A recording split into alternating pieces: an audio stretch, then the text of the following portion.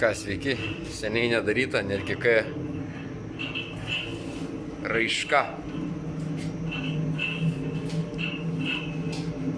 Čia šyla siūlai, po lempom įkaitinami. Matot net kokie plaukeliai atlindę. Ir dervoje prasimirko. Sutempėm į vieną gyslą.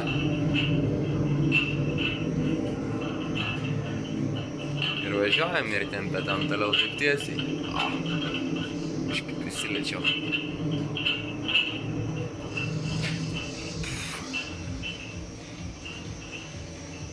Muzika groja, smagiai čia linksminamės, armatūrą vyniodami. Ir tiek, ir išeina jau pašilusi armatūra.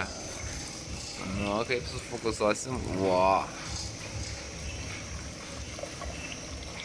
Tempia pro vandenį, atšaldo.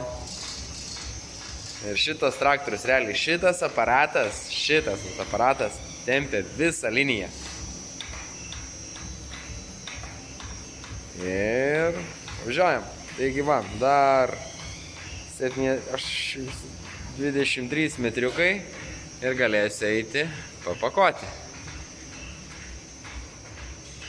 Daugam įdomu buvo, kaip čia kas vyksta. Tai padirbus prie jo, tai tikrai yra fainas, geras produktas. Visiškai. Anksčiau aš pats asmeniškai jo netikėjau. Biškį tėtis gydė mane ant jo, jaučiausi, kad taip gydo. Bet dabar pasidarbavęs prie jo, tai suprantu, kad čia yra jisai novatoriškas ir einantis į priekį. Tai netgi va matas kaip blizga, ne? Tie stiliukai, ta prasme, kaip to armatūrai yra skirti užarmavimui, kad būtų kuo didesnis sukibimas ir tiek. O šiaip, kas daug kas klausė, tai va armatūra jinai tai va tokia lanksti.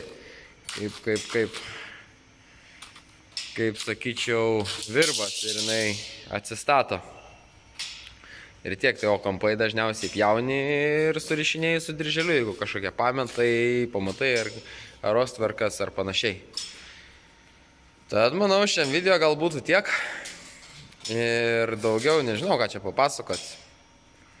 Tempia, gamina, šiuo metu turim 8-tuką, gaminam standartiškai. Prekiaujam Litagrose, tiesiogiai pas save. Turit klausimų, skambinkit, rašykit, atkomentuosim, padarysim.